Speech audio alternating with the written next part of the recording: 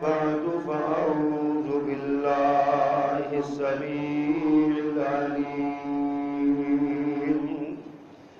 وبوجهه الكريم وسلطانه القديم من الشيطان الرجيم من همزه ونفخه ونفثه بسم الله الرحمن الرحيم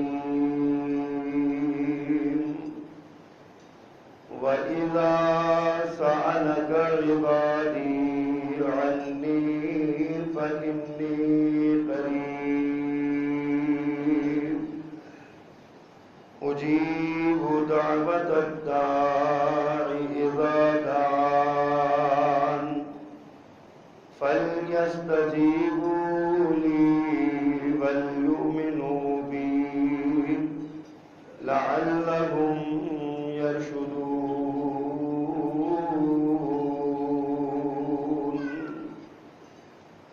وقال النبي صلى الله عليه وسلم ليس بشيء أكرم على الله تعالى من الدعاء. صدق الله العظيم وصدق رسوله النبي الكريم. حمد و ثنا اور تعریف و تسبیح کے سارے کلمات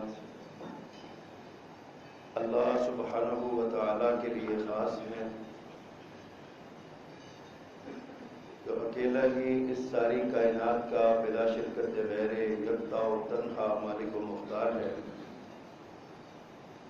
کائنات کے ذرے ذرے پر صرف اسی کا اختیار ہے.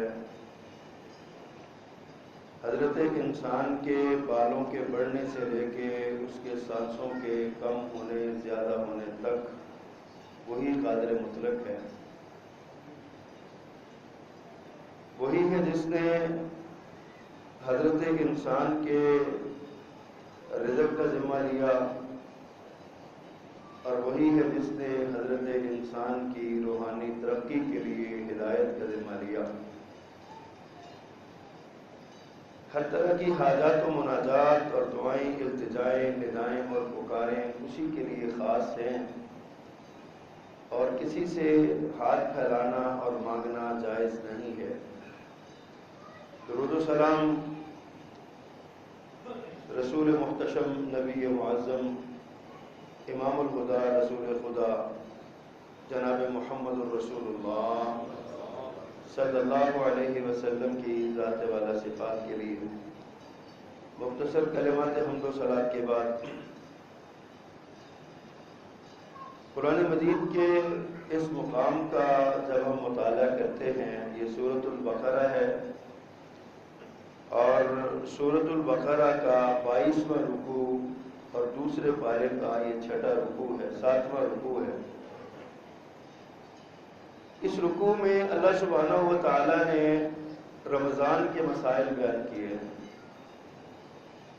روزے کے فضائل بیان کیے ہیں، روزے کے آداب بیان کیے ہیں، روزہ کب رکھنا ہے، کتنا رکھنا ہے، کیسا رکھنا ہے. یہ سارے اس رکوع میں اللہ نے مسائل بیان فرمائے ہیں. لیکن حیران کن طور پر مسائل و فضائل روزہ کے درمیان میں اللہ سبحانہ و تعالی نے ایک بڑی اہم بات کی طرف توجہ دلوائی ہے. آج کے خطبے میں اسی جو اہم ترین بات ہے اس پر کچھ گزارشات پیش کرنا چاہتا ہوں. دعا فرمائے کہ اللہ سبحانہ و تعالی جو میں کہنا چاہتا ہوں اس کے لیے میرا شرح صدر فرمائے، اور آسان لیکن پر تاثیر الفاظ اللہ میری زبان پر جاری فرمائے، اور پھر ہم سب کو مل کے اللہ اس پر عمل کرنے کی توفیق عطا فرمائے. حضرات محترم، قرآن مجید کے اس مقام پہ اللہ تعالیٰ نے دو باتوں کی طرف نشاندہی فرمائی ہے، توجہ کی ہے. فرمایا اے میرے پیغمبر، جب تجھ سے لوگ میرے بارے میں سوال کریں، میرے بارے میں پوچھیں کہ میں کہاں ہوں، تو انی قریب، میں بہت قریب ہوں۔ اور دوسری بات اللہ نے جو ہمیں یقین دہانی کروائی ہے وہ یہ ہے کہ اجیب دعوت الداعی اذا دعان، جب بھی پکارنے والا مجھے پکارے گا، مجھے بلائے گا، میں اس کی پکار کو سنوں گا، اس کی پکار کا جواب دوں گا، اس کی دعا کو قبول کروں گا۔ بس تم ایک کام کرو، فَلْيَسْتَجِيبُوا لِي وَلْيُؤْمِنُوا بِي، انہیں چاہیے کہ میری بات مانیں اور میری ذات پر ایمان لائیں۔ اس سے کیا ملے گا؟ لَعَلَّهُمْ يَرْشُدُونَ، فرمایا اس سے یہ لوگ ہدایت پا جائیں گے۔ میں نے عرض کیا وہ رکوع جو رمضان کے مسائل سے شروع ہو رہا ہے اور اس کے اگلی آیت میں پھر رمضان المبارک کے ہی مسائل بیان کیے ہیں، اس کے درمیان میں اللہ تعالیٰ نے یہ دعا کا اور اپنی ذات کو پکارنے کا اور اپنے سے دعا کرنے کا حکم کیوں ارشاد فرمایا؟ یہ لمحہ فکریہ ہے اور یہ بڑی قابل غور ایک چیز ہے، نکتہ ہے بہت قابل غور۔ نبی کریم صلی اللہ علیہ وسلم کا ایک فرمان میں نے آغاز خطبہ میں پڑھا ہے،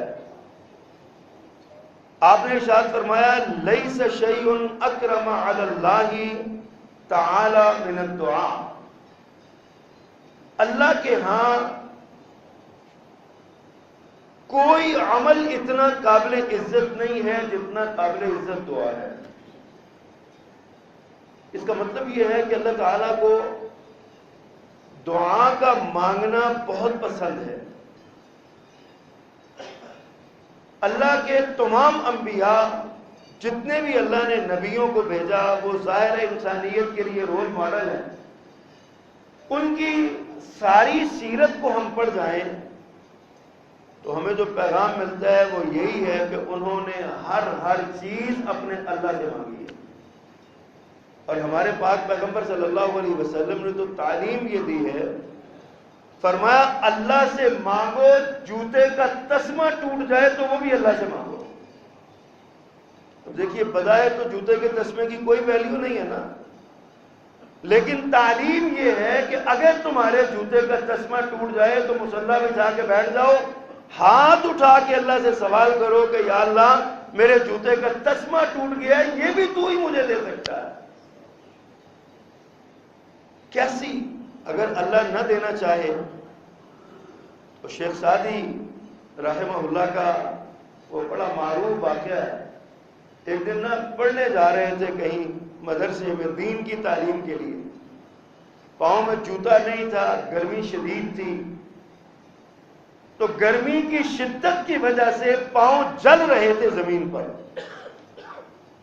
پاس سے نا ایک گھوڑ سوار گزرا، گھوڑے پر سوار بھی تھا اور پاؤں میں بہترین جوتا بھی پہنا ہوا تھا۔ زبان پہ نا شکوہ آ گیا، اللہ سے کہنے لگے یا اللہ میں تیرا دین پڑھنے جا رہا ہوں، میرے پاؤں میں جوتا نہیں ہے اور یہ دنیا کے کاموں میں لگا ہوا ہے، گھوڑے پر بھی سوار ہے اور ساتھ جوتا بھی پہنا ہوا ہے۔ ابھی یہ خیال ہی آیا تھا کہ آگے تھوڑا سا آگے گئے تو دیکھا ایک آدمی ملا جس کے پاؤں ہی نہیں تھے، اور وہ زمین پر اسی تپتی ہوئی زمین پر جس پر جناب شیخ سعدی ننگے پاؤں چل رہے تھے نا، اسی زمین پر وہ بیچارہ لیٹنیاں لیتا ہوا گھسٹتا ہوا وہ اسی زمین پر آ رہا۔ جناب سعدی رحمہ اللہ کے پاؤں تلے زمین نکل گئی اور اللہ کا فوراً شکر ادا کیا کہ یا اللہ تیرا شکر ہے تو نے مجھے پاؤں تو دیے ہوئے ہیں نا، میں اگر تیرے دین کے لیے جا رہا ہوں میں پاؤں پہ چل کے جا رہا ہوں، یہ تو بیچارہ اس کے پاؤں بھی نہیں۔ تو حضرات محترم اللہ سے مانگنا چاہیے، پاؤں کے جوتے کا تسمہ ٹوٹ جائے تو اللہ سے مانگنا چاہیے، گھر کا نمک ختم ہو جائے تو اللہ سے مانگنا چاہیے۔ اللہ نے ہمیں یہ پیغام دیا ہے کہ فرمایا کہ تم اگر مجھ سے نہ مانگو گے، قربان جاؤں پاک پیغمبر صلی اللہ علیہ وسلم کے فرمان پر، آپ نے ارشاد فرمایا انہو من لم یسأل اللہ یغضب علیہ، جو بندہ اللہ سے سوال نہیں نہ کرتا اللہ اس پہ ناراض ہو جاتا ہے۔ اللہ کو یہ سوال کرنے والے اتنے اچھے لگتے ہیں، مانگنے والے اتنے اچھے لگتے ہیں، پیار آتا ہے اللہ کو ان پر، اور محبت آتی ہے اللہ کو ان پر جو اللہ سے مانگتے ہیں۔ دنیا میں آپ کسی سے مانگیں گے نا، ایک بار جائیں گے آپ کو اس کے پاس، وہ آپ کو زکوٰۃ و صدقات میں سے 2 4 5 10 ہزار روپے دے دے گا۔ دوسری بار پھر جائیں گے، چاہے سال بعد ہی جائیں رمضان میں، تو وہ پھر کچھ کم کر کے 4 ہزار 5 ہزار روپے پھر دے دے گا۔ تیسری بار تیسرے سال میں آپ جائیں گے نا، اس کے پاس پورا سال نہیں آپ نے دروازہ کھٹکھٹایا اس کا، سال کے بعد آپ گئے اس سے اور مانگا کہ جناب مجھے کچھ زکوٰۃ و صدقات میں دے، تو وہ کہتا ہے یار تم نے تو عادت ہی بنا لی ہے، تیرے پاس تو اور کام ہی کوئی نہیں ہے، تو ہر سال ہی آ جاتا ہے، ہر سال ہی آ جاتا ہے۔ لوگوں، ہمارا مالک جو ہے نا، ہمارا مالک مہربان مالک، وہ اتنا مہربان ہے، وہ کہتا ہے کہ تم روزانہ سینکڑوں بار بھی مجھ سے مانگو گے، جتنا مانگتے جاؤ گے میں اتنا خوش ہوتا چلا جاؤں گا۔ کبھی اللہ اکتائے گا نہیں تمہاری دعاؤں سے، کبھی اللہ تنگ نہیں پڑیں گے تمہاری دعاؤں سے۔ اور پھر دیکھیے دنیا میں کتنے لوگ ہیں، 1 2 3 4 گنتی ہے لوگوں کی، کہتے ہیں 6.5 ارب یا 7 ارب کے قریب انسان ہیں۔ ان 7 ارب میں سے آپ اندازہ کریں کہ پنجابی بولنے والے کتنے ہیں، اردو بولنے والے کتنے ہیں، عربی بولنے والے کتنے ہیں، سندھی بولنے والے کتنے ہیں، پشتو بولنے والے کتنے ہیں، انگریزی بولنے والے کتنے ہیں، اور دنیا کی ساری زبانوں کو آپ گن جائیں جو ہم گن نہیں سکتے، اتنی زبانیں دنیا میں استعمال ہو رہی ہیں۔ اللہ فرماتے ہیں کہ تمہیں قطعاً ضرورت نہیں ہے کہ تم یہ نہ سمجھو کہ صرف تم میں ایک ہی زبان جانتا ہوں، تم مجھ سے اسے مانگو، یہ زبانیں میں نے پیدا کی ہوئی ہیں، جس زبان سے مانگو گے اسی میں سن لوں گا۔ وہ کہتا ہے مانگو صحیح مجھ سے، اردو میں مانگو، پنجابی میں مانگو، عربی میں مانگو، سنسکرت میں مانگو، سندھی بلوچی پشتو میں مانگو، جس میں مانگ سکتے ہو مانگو۔ میں تمہیں یہ کہتا ہوں کہ مانگو، اور وہ اتنا مہربان ہے۔ اللہ اکبر، مالک اتنا مہربان ہے، اتنا پیار کرتا ہے اپنی امت سے، اپنی مخلوق سے۔ حدیث میں آتا ہے کہ ہر رات کو اللہ آسمان دنیا پہ خود نزول جلال فرماتا ہے، خود آسمان دنیا پہ آ جاتے ہیں اور آ کے اپنے بندوں کو مخاطب کر کے کہتے ہیں کوئی گناہوں کی بخشش مانگنے والا ہے تو آ جاؤ چپ کے، میں آ گیا ہوں تمہیں معاف کرنے کے لیے، آ جاؤ مجھ سے معافی مانگ لو۔ اگر کوئی بیمار ہے، صحت چاہتا ہے، تو آپ چپکے سے آ جاؤ، میرے کان میں آ کے، میرے مصلے پہ آ کے سجدے میں میرے قدموں میں اپنے سر رکھ دو اور مجھ سے سوال کر لو، یا اللہ صحت دے دے۔ اللہ فرماتا ہے میں صحت دینے کے لیے آ گیا ہوں، تمہیں دے کے جاؤں گا، صحت دے دو۔ اتنا مہربان ہے وہ، اتنا مہربان ہے۔ تو کہتا ہے تم مانگتے چلے جاؤ، میں دیتا چلا جاؤں، مانگتے چلے جاؤ۔ دنیا کا ہر شخص مانگے اور اتنا مانگے جتنی اس کی طاقت اور شکت ہے، فرمایا سب کو دے کے بھی میرے خزانے میں کمی نہیں آتی۔ وہ کہتا ہے مجھے مانگو۔ اور پھر رمضان کے مہینے میں، رمضان کے مسائل میں اس دعا کا ذکر اس لیے کیا کہ روزہ انسان کو اللہ کے قریب کر دیتا ہے، اور جتنا انسان اللہ کے قریب ہوتا ہے اتنی اس کی دعا جلدی قبول کی جاتی ہے۔ اللہ کے قریب ہوتا جائے گا نا، روزے کی حالت میں اللہ کے قریب ہو گیا، اب روزہ لگا ہوا ہے، صبح سے شام تک بھوکا پیاسا، منہ سے بو آنے لگ گئی، اور جناب پسینے کے ساتھ شرابور ہے، حلق خشک ہے، اور پیٹ جو ہے نا وہ خالی ہے، اور بڑی عجیب کیفیت ہے۔ ایسی کیفیت میں بندہ سامنے دسترخوان رکھ کے ساری چیزیں سامنے ہو، طاقت بھی ہو، پیسہ بھی ہو، وسائل بھی ہو، سارا کچھ سامنے ہو، اور پھر اللہ کی اجازت کا منتظر رہے کہ اللہ کی اجازت آئے گی تو اس کو ہاتھ لگاؤں گا۔ این اس وقت بندہ اپنے اللہ سے سوال کرے یا اللہ میں گناہ گار ہوں مجھے معاف کر دے، اللہ کو اتنا پیار آتا ہے، اللہ فوراً سارے گناہ معاف کر دے۔ اور اللہ تعالیٰ نے جگہ جگہ پہ کیا خوبصورت ایک جملہ اللہ نے قرآن مجید میں ارشاد فرمایا ہے، کلام ہے نا اللہ کا، کلام الملوک ملوک الکلام، عربی ادب کا یہ قول ہے کہ بادشاہوں کا کلام کلاموں کا بادشاہ ہوتا ہے، اور شہنشاہ کے کلام کا کیا عالم ہوگا۔ وہ کتنا پیارا جملہ اللہ نے ہمارے لیے کہا، کتنی خوبصورت بات اللہ نے ہمیں سمجھائی۔ فرمایا وقال ربکم، تمہارا پروردگار تمہیں کہتا ہے، تمہارا رب تمہیں کہتا ہے۔ اور پروردگار پتہ کون ہوتا ہے؟ جو ایک حالت سے لے کے آخری حالت تک بندے کی ہر طرح کی ضروریات کو پورا کرنے والا وہ رب ہے۔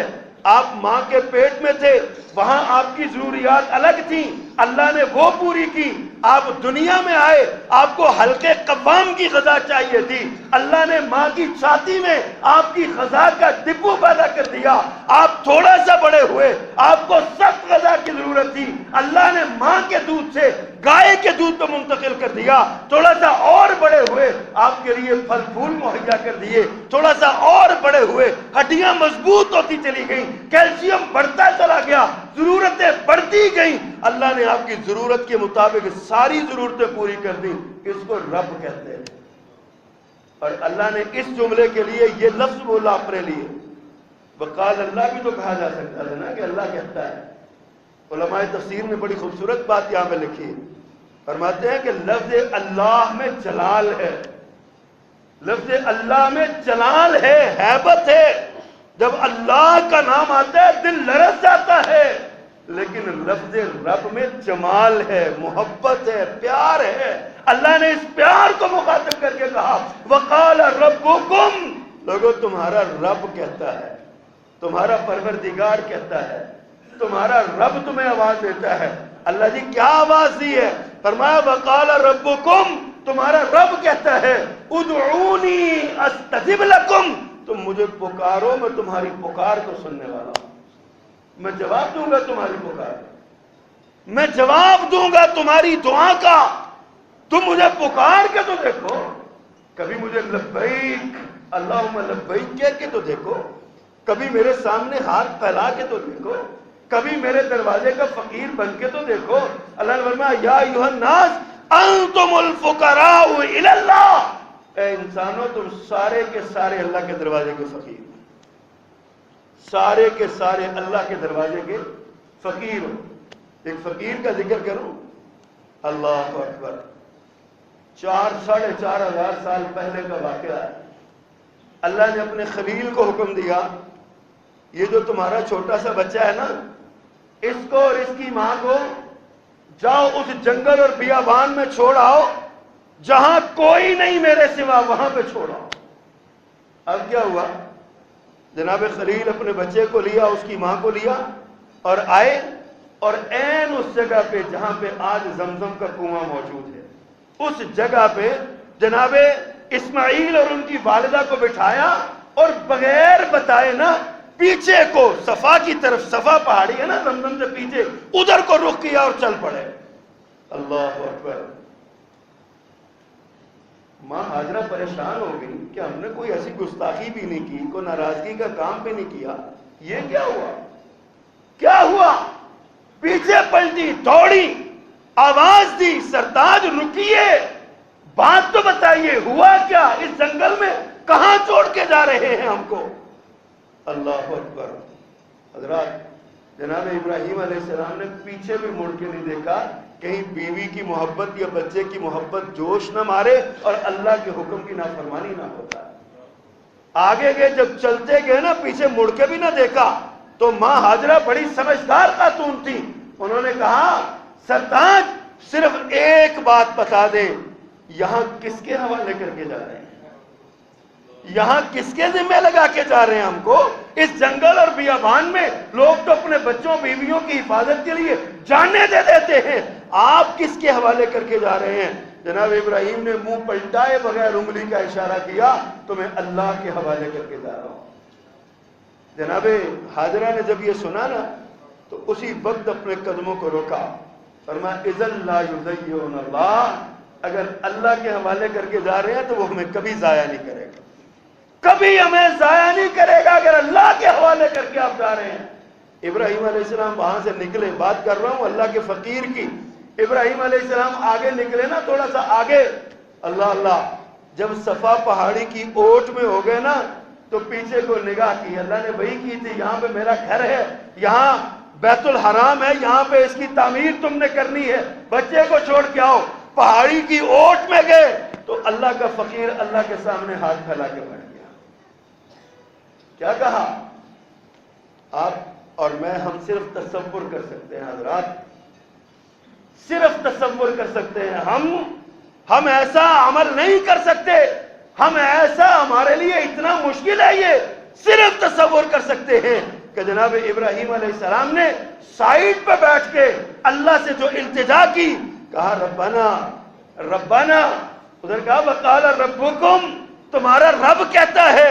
ابراہیم علیہ السلام نے کہا ربنا انی اسکنت من ذریتی بواد غیر ذی زرع عند بیتک المحرم، اللہ میں اپنی اولاد کو اس وادی بیابان میں تیرے سپرد کر کے جا رہا ہوں۔ اللہ میں نے چھوڑ دیا یہاں پہ، اللہ میں نے ان کو یہاں پہ چھوڑا، بواد غیر ذی زرع، یہاں پانی نہیں ہے، یہاں خوراک نہیں ہے، چٹیل میدان ہے، بیابان ہے، اور کوئی یہاں پہ سبزہ نہیں ہے، کوئی چیز یہاں پہ موجود نہیں ہے۔ اللہ میں تیرے سپرد کر کے جا رہا ہوں، میں تیرا فقیر ہوں، میں تجھ سے سوال کرتا ہوں، اللہ میں نے تیرے سپرد کیا۔ اللہ نے فرمایا جا میرے خلیل، تو چلا جا، تو چلا جا، یہاں پانی بھی دوں گا، یہاں وہ خوراکیں دوں گا، وہ رزق دوں گا جس کا کوئی تصور نہیں کر سکے گا۔ پوری دنیا کے کسی کونے میں پیدا ہونے والا رزق وہ مکہ مکرمہ میں ضرور پہنچے گا، تو جا چلا جا۔ اللہ کے دروازے کا بندہ فقیر تو بنے۔ اللہ اکبر۔ حضرت یعقوب علیہ السلام، بیٹا گم ہو گیا، بیٹے کی محبت جانتے ہیں نا کتنی ہوتی ہے۔ آج ہمارا بیٹا آدھے گھنٹے کے لیے نظروں سے اوچل ہو جائے تو دل بے چین ہوتا ہے، اور یہاں تو سالوں گزر گئے، بچہ گم ہو گیا، چلا گیا، بکتا بکاتا کہاں پہنچا۔ ادھر جناب یعقوب علیہ السلام اللہ کے دروازے کے فقیر بن گئے۔ کیا بات ارشاد فرمائی؟ انما اشکو بثی و حزنی الی اللہ، اللہ میں اپنی شکایت تیرے حضور کرتا ہوں، اپنے غم کی شکایت، اپنے دکھ کی شکایت۔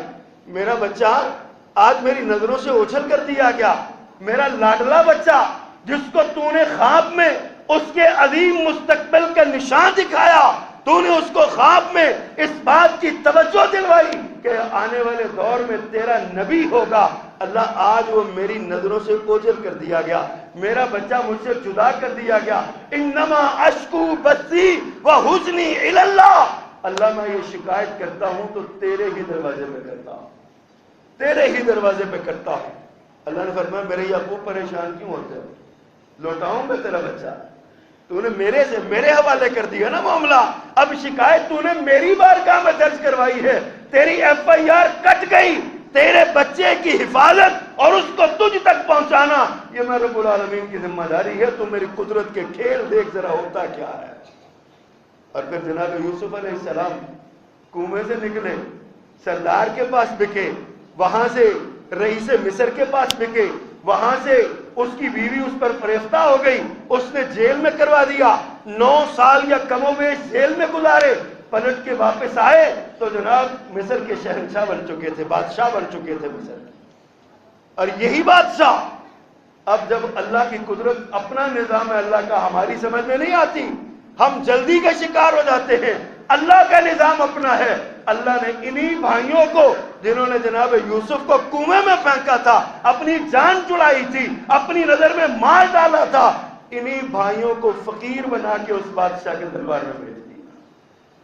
جب یہ گئے نا، سارے واقعہ سنانا مقصود نہیں ہے، اشارہ کر رہا ہوں، جب گئے نا جا کے باتیں ہوئی، پہلی بار باتیں ہوئی، ہم پہ ترس کھاؤ، ہمیں صدقہ دو، ہمیں خیرات دو۔ بھائی نے بھائیوں کو دیکھا تو کلیجہ منہ ہوا۔ آج سالوں بعد بھائی ملے تھے، سالوں کے بعد بھائیوں کی شکلیں دیکھی، بھائیوں کے تو تصور میں بھی نہیں تھا، جس کو ہم نے چھوٹے سے ننھے یوسف کو ہم نے کنویں میں پھینکا تھا، ان کے تو سوچ میں بھی نہیں تھا وہ تخت شاہی میں متمکن ملے گا، لیکن بھائی نے پہلی نظر میں پہچان لیا۔ پھر جو ہوا سو ہوا، سورۃ یوسف پڑھیے سارا ملے گا۔ اگلی بار پھر آگے، پھر آگے، پھر سوال وہی، ہمیں کچھ صدقہ دیجیے، صدقہ دیا، اور ساتھ ہی کہا کیا جانتے ہو تم، جانتے ہو تم نے یوسف سے کیا کیا تھا؟ جانتے ہو ما فعلتم بیوسف، تم نے یوسف سے کیا کیا تھا؟ سارے بھائیوں کے پاؤں تلے زمین نکل گئی۔ اس بادشاہ کو یوسف کا کیا پتا ہے؟ جو سب سے بڑا تھا نا، اس نے بھائی کی آنکھوں میں آنکھیں ڈالی اور ساتھ والے کو کونی ماری اور کہا دیکھو تو صحیح، اس کی آنکھیں یوسف سے ملتی ہیں، اس کی آنکھیں یوسف سے ملتی ہیں، اور ساتھ ہی کہتا ہے کیا تم یوسف تو نہیں ہو، کیا تم یوسف تو نہیں ہو؟ جناب یوسف فرماتے ہیں انا یوسف، ہاں میں یوسف ہوں، میں وہی ہوں جس کو تم نے کنویں میں پھینکا تھا، میں یوسف ہوں۔ حضرات جو بات کہنا چاہتا ہوں، رب پر یقین کے ساتھ مانگو، اللہ پلٹا کے دے گا، اللہ کبھی مسترد نہیں کرے گا۔ جناب یعقوب علیہ السلام نے اپنا مقدمہ رب کی بارگاہ میں جمع کروایا، اللہ نے بادشاہ بنا کے بیٹے کو پلٹا دیا۔ کبھی سوچئے تو صحیح، کبھی غور تو کیجئے، وہ مالک کیسا ہے۔ ان اللہ، میرے پاک پیغمبر صلی اللہ علیہ وسلم ارشاد فرماتے ہیں ان اللہ حی کریم یستحیی اذا رفع الرجل الیہ یدیہ ان یردہما صفرا خائبتین، اللہ کو شرم آتی ہے اس بات سے کہ اس کا بندہ ہاتھ پھیلائے اور خالی لوٹا دے۔ آقا فرماتے ہیں اللہ بڑی شرم والا ہے، اللہ بڑی حیا والا ہے۔ ان اللہ حی کریم، اللہ بڑا عزت والا اور بڑی شرم و حیا والا ہے۔ اس کو اس بات سے شرم آتی ہے کہ کوئی اس کے سامنے ہاتھ پھیلائے، ان یردہما صفرا خائبین، جو اس کے سامنے ہاتھ پھیلائے اللہ اس کو خالی لوٹا دے، رسوا کر دے، اس کو خالی لوٹا دے۔ اللہ کو اس بات سے شرم آتی ہے۔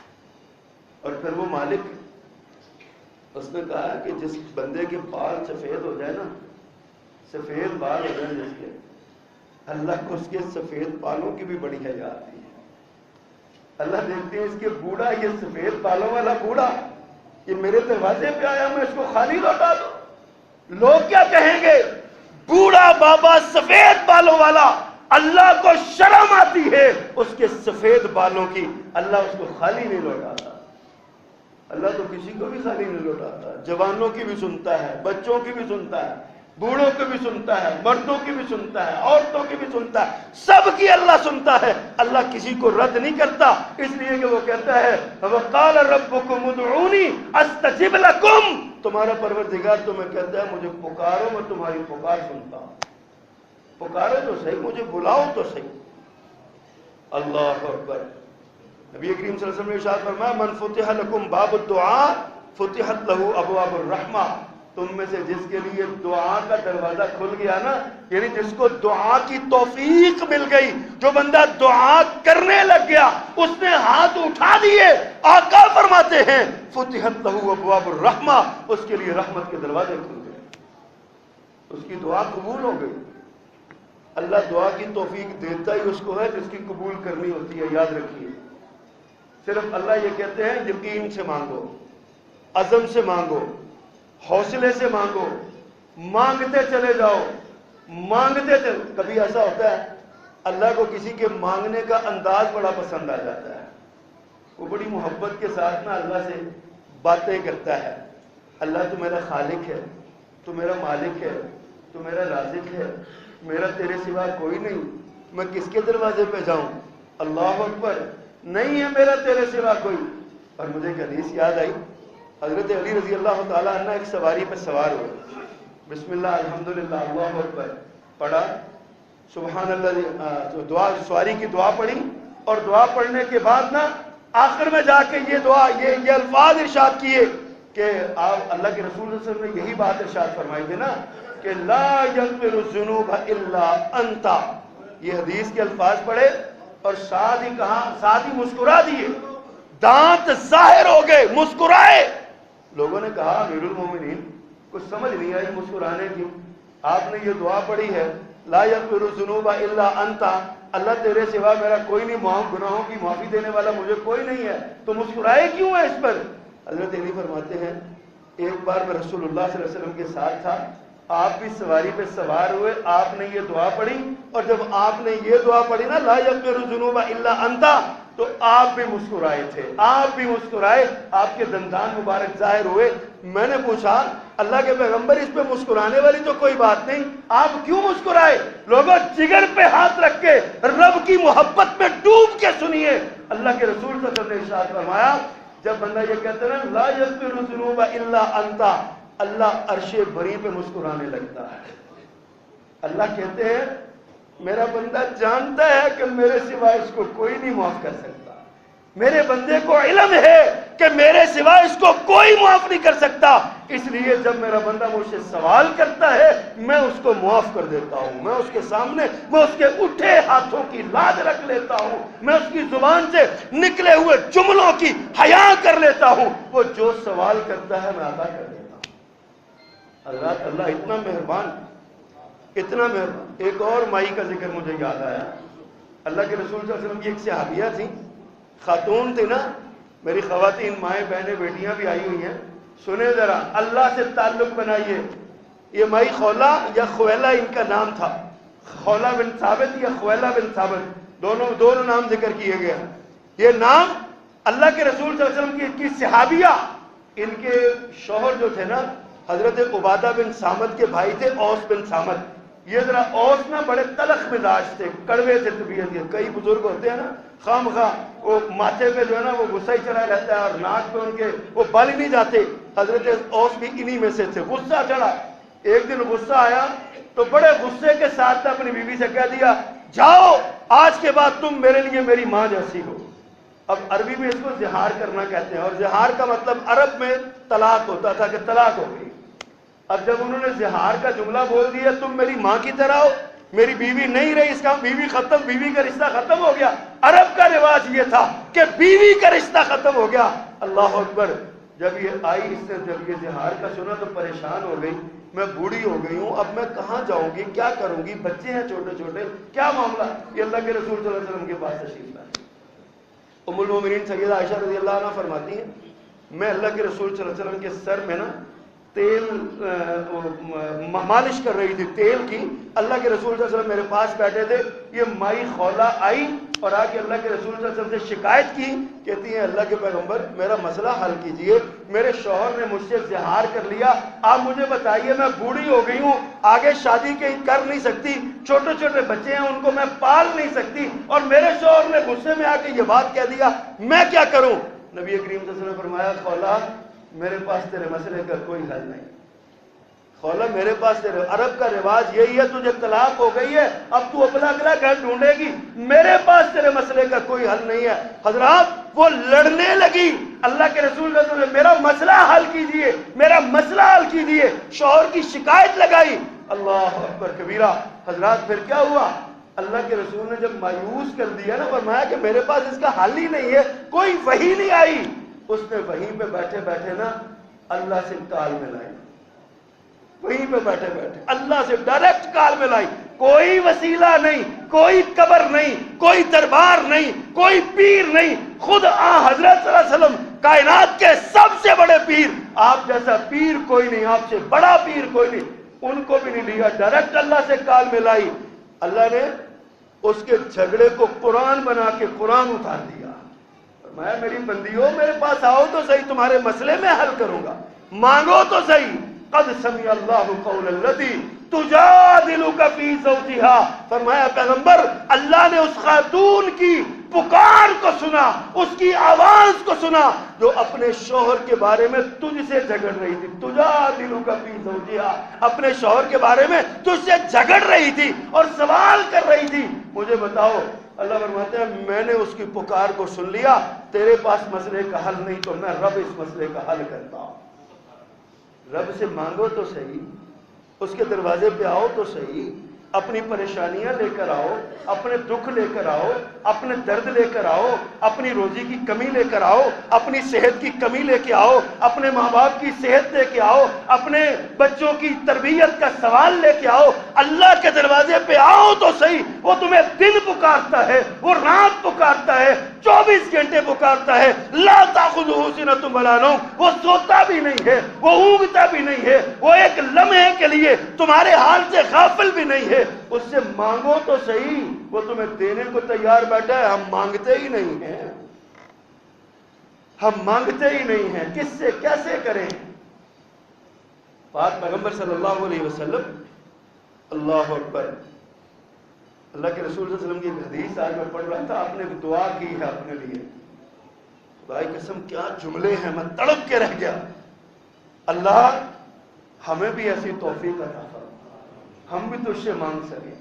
اللہ کے پیغمبر صلی اللہ علیہ وسلم فرماتے ہیں، اللہ سے دعا کرتے ہیں، اللہم واقیتاً کواقیت الولید، اللہ مجھے ایسے بچا جیسے ننھے بچے کو بچایا جاتا ہے، جیسے ماں بچے کی حفاظت کرتی ہے نا، اللہ مجھے ایسے میری حفاظت فرما، مجھے بچا، دنیا کے دکھوں سے بچا، دنیا کی مشکلات اور آسائیں اور اپنے عذابوں سے بچا، یا اللہ مجھے ایسے بچا، میری ایسی تربیت کر جیسی ماں بچے کو بچاتی ہے، جیسے نومولود کو بچایا جاتا ہے، حفاظت کے ساتھ رکھا جاتا ہے، اللہ میری ایسے حفاظت فرما۔ یہ بات پیغمبر صلی اللہ علیہ وسلم نے دعا سکھلائی۔ حضرات یہ رمضان کا مہینہ دعاؤں کا مہینہ ہے، دعاؤں کا مہینہ ہے، دعائیں مانگا کریں، اتنی دعا مانگیں، اتنی دعا مانگیں کہ اللہ کو ترس آ جائے اور اللہ ہمیں معاف کر دے۔ جب دیکھو ہاتھ اٹھا لو، جب دیکھو ہاتھ اٹھا لو، راہ چلتے ہوئے اللہ سے استغفار کرتے جاؤ، یا اللہ گناہ معاف کر دے، یا اللہ گناہ معاف کر دے، اللہ غلطیاں معاف کر دے، اللہ ہمیں ہماری اصلاح فرما دے، ہماری اولاد کی اصلاح فرما دے، ہم پہ رحمت فرما۔ پاک پیغمبر صلی اللہ علیہ وسلم کی ایک اور دعا ہے، اللہ اکبر، کیا خوبصورت جملہ آپ نے ارشاد فرمایا، کتنی پیاری دعا آپ نے فرمایا، اللہم رحمتک ارجو، اللہم رحمتک ارجو فلا تکلنی الی نفسی طرفۃ عین واصلح لی شأنی کلہ لا الہ الا انت۔ یا اللہ کیا خوبصورت تو نے جملے اپنے پیغمبر کو سکھائے، اپنے آپ کی بے بسی کا اظہار اور اللہ کی قدرت اور طاقت اور قوت کا اعلان فرمایا، اللہم رحمتک ارجو، اللہ میں تیری رحمت کی امید رکھتا ہوں، اللہ میری امیدیں ساری تیری رحمت سے وابستہ ہیں، فلا تکلنی الی نفسی طرفۃ عین، اللہ پلک جھپکنے کے برابر بھی مجھے میرے نفس کے حوالے نہ کرنا، ایک پلک جھپکنے کے برابر مجھے میرے نفس کے حوالے نہ کرنا، اور میرے وَأَصْلِحْ لِي شَأْنِي كُلَّهُ لَا إِلَٰهَ إِلَّا أَنْتَ، اللہ میرے تمام معاملات کی اصلاح فرما دے، اس لیے کہ تیرے سوا ہے ہی کوئی نہیں، تیرے سوا ہے ہی کوئی نہیں، لا الہ الا انت، اللہ تیرے سوا کوئی نہیں ہے، میں کس کا دروازہ کھٹکھٹاؤں گا، کس کو جا کے پکاروں گا، اللہ میں کس سے جا کے کہوں گا، کس کے سامنے اپنا دکھڑا سناؤں، اللہ میں تیرے سامنے اپنا دکھڑا سناتا ہوں، مجھے میرے نفس کے ایک لمحے کے لیے پلک جھپکنے کے برابر بھی مجھے میرے نفس کے حوالے نہ کرنا۔ آج ہم دکھی ہیں، غمزدہ ہیں، پریشان ہیں، بیماریاں ہیں، پریشانیاں ہیں، کتنے زیادہ کاروبار کی تنگیاں ہیں، گھروں میں لڑائیاں جھگڑے ہیں، مشکلات ہیں، مصائب ہیں، آلام ہیں۔ حضرات دعا کا مطلب یہ ہوتا ہے اپنے سارے دکھ رب کے حوالے کر کے رب سے آسائشیں اور آرام لے لو، اللہ تعالیٰ دلوں کو اطمینان دے دیتا ہے۔ اللہ اکبر، کبھی آپ سیرت کی کتابوں میں پڑھیں، میرے پیغمبر صلی اللہ علیہ وسلم طائف جاتے ہیں، طائف کا واقعہ سنا نا آپ نے، آپ طائف میں گئے،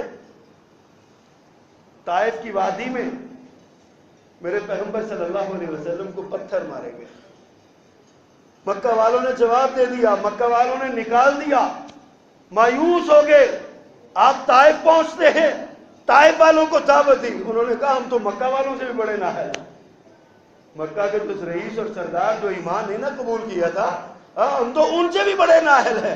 اسی پر بس نہیں کیا، ایک تو آپ کو دھتکار دیا، دوسرا بچوں کو لونڈوں کو پیچھے لگا دیا، فرمایا جاؤ اس کو پتھر مارو جب تک یہ طائف کی سرزمین سے نکل نہیں جاتے۔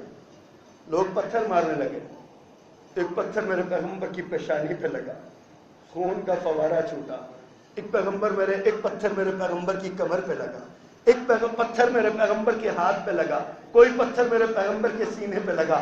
حضرات اس نبی محترم کا اس نبی محتشم کا، اس نبی عزی عزت کا، اس نبی عزی احترام کا خون بہنے لگا۔ خون بہتا بہتا آپ کے پاؤں میں جب آیا نا تو جوتا پاؤں کے ساتھ جم گیا خون کی وجہ سے۔ آپ نے ایک باغ میں پناہ لی، اس باغ میں بیٹھے تھے۔ حضرات جو دعا آپ نے یہاں پہ ارشاد فرمائی ہے، خدا کی قسم اس دعا کو یاد کر لیجئے، اس دعا کو اپنے دل و دماغ پہ بسا لیجئے، وہ دعا اپنے بچوں کو یاد کروا دیجئے۔ کتنے درد بھرے الفاظ ہیں۔ آپ تشریف لے گئے نا مکہ میں، طائف میں، اس باغ میں رکے آپ، تو آپ نے آسمان کی طرف نگاہ اٹھائی اور کہا اللہ اکبر، اللہم الیک اشکو ضعف قوتی وقلت حیلتی وہوانی علی الناس۔ کیا جملے ہیں خدا کی قسم۔ اگر ہمیں عربی سے کچھ شناسائی ہو نا تو کلیجہ منہ کو آتا ہے یہ الفاظ سن کے۔ اللہم الیک اشکو، اللہم الیک اشکو ضعف قوتی، اللہ میں اپنی طاقت کی کمزوری کا شکوہ تیرے سے کرتا ہوں۔ اللہ میں کمزور ہوں، اتنا طاقتور نہیں ہوں کہ ان مصائب و آلام کو جھیل پاؤں۔ اللہ میں اپنی شکایت تیرے حضور کرتا ہوں۔ اور ساتھ فرمایا وقلت حیلتی، وسائل کی کمیابی کا شکوہ تجھ سے کرتا ہوں، وہوانی علی الناس، اور لوگوں کے مقابلے میں اپنی کمزوری کی شکایت تیرے حضور کرتا ہوں۔ یا ارحم الراحمین، اے رحم کرنے والے سب سے بڑے مہربان، میری شکایت تیرے حضور میں ہے۔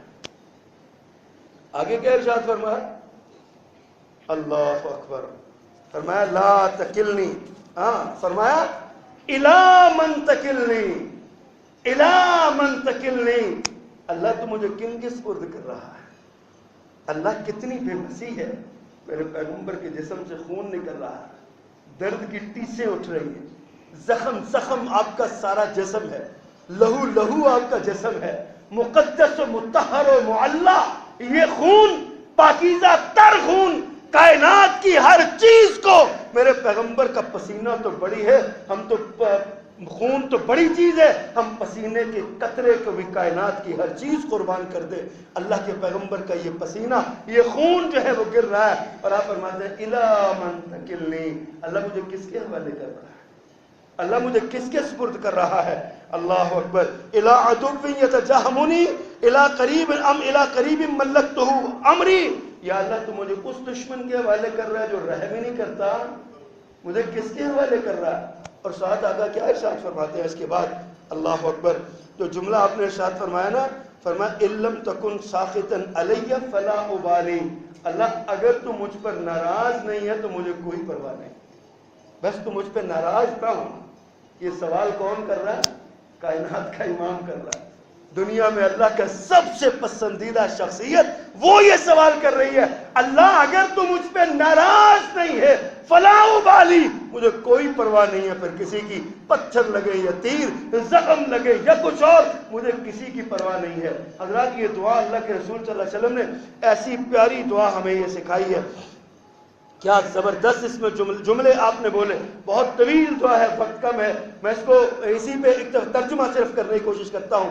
آپ فرماتے ہیں اللہ مجھے پرواہ نہیں ہے، بس مجھے تو اپنی عافیت میں رکھنا اور مجھے اس نور میں رکھنا جس نور سے ہم ظلمتوں سے نکل کر آ جاتے ہیں، ہم نور میں آ جاتے ہیں، ایسی روشنی مجھے عطا فرمانا۔ اور ساتھ ہی آپ فرماتے ہیں اللہ میں تجھ سے اس بات کی پناہ مانگتا ہوں کہ تو مجھ پہ اپنا غضب نہ کرنا، میں تجھ سے تیری ناراضگی سے پناہ مانگتا ہوں۔ حضرات میرے آقا دعا کر رہے ہیں، آپ کی یہ دعا سن کے نا آسمان کے فرشتے آ گئے، آسمان کے فرشتے آ گئے۔ جناب جبریل نے آگے کہا آقا اجازت دیجئے، یہ پہاڑوں کا فرشتہ ہے، آپ حکم کیجئے اس قوم کو دو پہاڑوں کے درمیان پیس کے رکھ دوں۔ آگ کا فرشتہ آیا، حکم کیجئے آگ ڈال دوں اس پر اور ساری بستی کو جلا کے راکھ کر دوں۔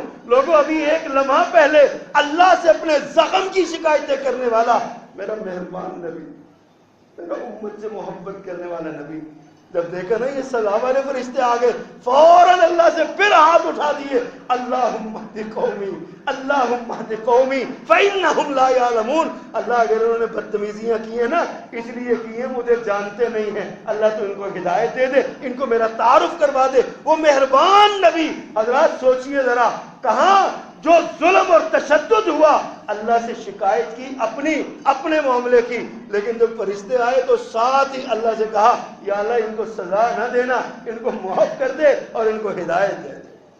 حضرات ذرا سوچئے یہ دعا کتنا بڑا، الدعاء سلاح المومن، میرے آقا نے فرمایا دعا مومن کا ہتھیار ہے۔ آپ میں الدعاء هو العبادہ، دعا ہے ہی عبادت، عبادت ہے ہی دعا کا نام، اور الدعاء مخ العبادہ۔ تیسرا فرمان فرمایا دعا جو ہے نا یہ عبادت کا مغز ہے، مغز عبادت کا۔ اگر جس طرح مغز نہ ہو زندگی نہیں ہوتی، اس طرح دعا نہ ہو تو عبادت نہیں ہوتی۔ عبادت کے لیے بہت ضروری ہے کہ ہم اللہ سے دعا کریں، اللہ سے دعا کرتے رہیں۔ حضرات کتنے ہی واقعات میری نظروں کے سامنے بکھرے پڑے ہیں، لیکن میں آج کو اس رمضان کے پہلے جمعے کی مناسبت سے میں آپ سے یہ التجا کرتا ہوں، درخواست کرتا ہوں، میں آپ کے سامنے یہ سوال رکھتا ہوں کہ حضرات ذرا سوچئے یہ لمحات بہت قیمتی لمحات ہیں، ان کو دعاؤں میں گزاریے، ان کو دعاؤں میں گزاریے۔ مصلی پہ بیٹھ جائیں، ہاتھ اٹھا لیا کریں۔ میرے آقا نے فرمایا اللہ کے سامنے نا اس طرح ہاتھوں کا کشکول بنایا کرو، دو ہاتھوں کو جوڑ کے ایسے کشکول بنایا کرو۔ اور ہمارے شیخ حضرت مولانا محمد حسین شیخ پوری رحمۃ اللہ علیہ بڑی خوبصورت بات کہا کرتے تھے، فرماتے تھے کہ جب بندہ ہاتھوں کو کشکول بناتا ہے نا تو اس کا یہ کشکول اصل میں پردہ سکرین ہوتا ہے جس کے سامنے اس کے گناہوں کی فلم چلنے لگتی ہے۔ اور کبھی پھر ایسا بھی ہوتا ہے بندہ ہاتھ اٹھا کے بیٹھ جاتا ہے اور کچھ مانگنا چاہتا ہے نا تو اس کو حیا ہے، اس کو شرم آ جاتی ہے، وہ سوچتا ہے کہتا ہے کہ اللہ کیا مانگوں، ان ہاتھوں سے کتنے گناہ کیے ہیں، ان ہاتھوں سے کتنی غلطیاں کی، بندے کو شرم آ جاتی ہے، مانگتا کچھ نہیں ہے، سوچتا ہے یا اللہ کیا تیرے سامنے میں سوال کرنے کے قابل ہوں، میں تو تجھ سے سوال نہیں کر سکتا، میں تجھ سے کچھ نہیں مانگ سکتا، بس وہ کچھ بھی نہیں مانگتا، ہاتھ اٹھا کے بیٹھا رہتا ہے، اپنے گناہوں کی فلم دیکھتا رہتا ہے، اللہ کی جلالت و ہیبت کو یاد کرتا ہے، اللہ کی مہربانیوں کا ذکر کرتا ہے، اور یہ سوچتے سوچتے نا اس کی پلکوں کے کٹورے سے آنسوں کا ایک قطرہ نکلتا ہے، اس کے رخسار پہ آتا ہے۔ میرا مالک کہتا ہے جا میرے بندے، تیرا یہ آنسو مجھے اتنا پسند آیا کہ میں نے تجھے تیرے بن مانگے تجھے سب کچھ عطا کر دیا۔ مانگو مانگو۔ آقا نے فرمایا لوگو اللہ کے سامنے جب سوال کرو تو رویا کرو، اب کو رویا کرو، اللہ جو دعا مانگتے ہوئے رویا کرو۔ فَإِن لَمْ تَبْكُوا فَتَبَاكَوْا، اگر رونا نہیں آئے تو رونی صورت بنا لیا کرو، رونی صورت بنا لیا کرو، اللہ کے سامنے ہاتھ پھیلا دیا کرو، اللہ کے سامنے جھولی پھیلا دیا کرو، اللہ کے سامنے کبھی اللہ کے قدموں میں اپنے سر کو رکھ دیا کرو۔ آپ اللہ کے قدموں میں اپنے سر کو رکھیں، کعبہ کے رب کی قسم، اس مالک کی عزت کی قسم اٹھا کے کہتا ہوں وہ کبھی آپ کو رسوا نہیں کرے گا۔ آپ اس سے سوال کرو وہ جواب دے گا، آپ اس سے مانگو وہ عطا کر دے گا۔ حضرت امام حسن بصری رحمہ اللہ بہت بڑے تابعی گزرے ہیں، ان کے استاد حضرت عثمان نہدی رحمہ اللہ، یہ ان کے پاس جاتے ہیں اور جا کے کہتے ہیں حضرت استاد محترم آپ ایسا کریں میرے لیے دعا کریں، میرے لیے دعا کریں۔ حضرت عثمان نے ہاتھ اٹھائے، عثمان نہدی رحمہ اللہ نے ہاتھ اٹھائے، دعا مانگی اور کہا حسن تجھے مبارک ہو، تیری دعا میری دعا تیرے حق میں قبول ہو گئی، میری دعا تیرے حق میں قبول۔ حضرت حسن خود بڑے عالم تھے، کہنے لگے استاد جی بڑی عجیب بات کی ہے، یہ اختیار تو انبیاء کو ہے، اللہ ان پہ وحی کر کے ان کو بتا دیتا ہے کہ تمہاری دعا قبول ہو گئی، آپ نے یہ کیسے کہہ دیا کہ میری دعا قبول ہو گئی؟ حضرت عثمان فرماتے ہیں حسن مجھے جانتے ہو مجھ پر اعتبار ہے؟ کہا جی بالکل بڑا اعتبار ہے۔ فرمایا جو تمہیں میں کہتا ہوں اس کو مانتے ہو نا؟ کہا جی جی بالکل مانتا ہوں۔ فرمایا یار بڑے عجیب آدمی ہو، مجھ پر میری مان رہے ہو، رب کی کیوں نہیں مان رہے؟ رب کہتا ہے وَقَالَ رَبُّكُمُ ادْعُونِي أَسْتَجِبْ لَكُمْ، مجھے پکارو میں پکار قبول کروں گا۔ اللہ کی بات پہ تمہیں یقین نہیں ہے، میری بات پہ یقین ہے، تمہارا ایمان کیسا ہے تمہارا؟ حضرات یہ جذبہ پیدا کیجیے، یہ شوق پیدا کیجیے، یہ ولولہ پیدا کیجیے، اپنے دل میں اس بات کا عزم پیدا کیجیے سوال کے لیے ہاتھ اٹھے ہیں تو سمجھے قبول کر لی گئی ہے۔ اب یہ الگ بات ہے، اللہ کی حکمتیں ہیں، کبھی ایسا ہوتا ہے کہ منہ سے نکلا جملہ من وعن پورا ہو جاتا ہے، کبھی من وعن وہ جملہ پورا ہو جاتا ہے، اور کبھی ایسا ہوتا ہے کہ اللہ تعالیٰ اس دعا کو کچھ دیر کے لیے مؤخر کر دیتا ہے، آنے والی کو مصیبت ڈال دیتا ہے، مشکل ٹل جاتی ہے، ہمیں نہیں پتا ہوتا لیکن ہماری طرف تیزی سے آنے والی مصیبت ٹل جاتی ہے۔ ہم پتہ ہے جب کسی اللہ نہ کرے راستے میں ایکسیڈنٹ سے بچ جائے نا، کہتے ہیں یار وہ نیکی کام آ گئی، نیکی نہیں کام آتی، یہ دعا مانگی ہوئی کام آ جاتی ہے جو قبول نہیں ہوئی تھی، جو بظاہر قبول نہیں ہوئی تھی، یہ دعا قبول ہو گئی، اللہ نے بچا لیا۔ اگر ایسا بنا نہ ہو تو اللہ قیامت کے دن دے دیں گے۔ حدیث میں آتا ہے بندہ اللہ کی بارگاہ میں پیش ہوگا، کوئی نیکی کوئی نہیں ہے، کچھ تلاش کرو کوئی نہیں ہے، اچانک آواز پڑے گی یہ تمہاری نیکیوں کے ڈھیر لگے ہوئے ہیں، ڈھیر لگے ہوئے ہیں۔ اللہ جی یہ کہاں سے آئے؟ فرمایا تم نے دنیا میں 1,00,000 روپیہ مانگا تھا؟ ہاں جی مانگا تھا، ملا تھا؟ نہیں، یہ پڑا ہے آج، یہ 1,00,000 روپیہ تمہارا یہ پڑا ہے جو اللہ سے مانگا تھا تمہیں دنیا میں نہیں ملا، یہ پڑا ہے تمہارے نامہ اعمال میں درج ہو گیا۔ حضرات ہر حال میں اللہ سے دعا مانگے، ہاتھ اٹھا کے مانگے، بغیر اٹھا کے مانگے، سجدے میں جا کے مانگے، قیام میں مانگے، رکوع میں مانگے، اللہ سے مانگے مانگے مانگے، اللہ کا فقیر بن جائیں اللہ کے دروازے کا۔ یہی آج کا پیغام ہے۔ رمضان کے ان لمحات کو غنیمت جانیے، ان لمحات میں بندہ اللہ کے اور زیادہ قریب ہو جاتا ہے۔ ایسے وقت میں اللہ سے یاری لگا لے، اللہ سے دوستی لگا لے، اللہ کی منت کرنے لگ جائیں۔ اللہ پاپی ہیں، خطا کار ہیں، گناہ گار ہیں۔ اے لوگوں، جس اللہ نے حضرت اکرمہ جیسی شخصیت کو معاف کر دیا وہ ہمیں نہیں کرے گا؟ جو ابو جہل کا بیٹا تھا، ساری زندگی اسلام سے دشمنی کرتا رہا، ایک جھٹکا لگا، اللہ کے پاس پلٹ کے آ گیا، یا اللہ میں تیرا۔ اللہ نے فرمایا تو میرا تو میں بھی تیرا۔ من کان للہ کان اللہ لہ، جو اللہ کا بن جاتا ہے اللہ اس کا بن جاتا ہے۔ حضرات آئیے اللہ کا بن جائیے، اللہ کے دروازے پہ آ جائیے۔ اللہ سبحانہ و تعالی ہمیں اپنا بننے کی توفیق عطا فرمائے، اپنے دروازے کا محتاج بھکاری منگتا اور سوالی رکھے، اور ہمیں اللہ دنیا کے سامنے سوال کی ذلت سے محفوظ فرمائے، اپنے دروازے پہ سوال کی عزت عطا فرمائے۔ سبحان ربک رب العزت عما یصفون وسلام علی المرسلین والحمد للہ رب العالمین۔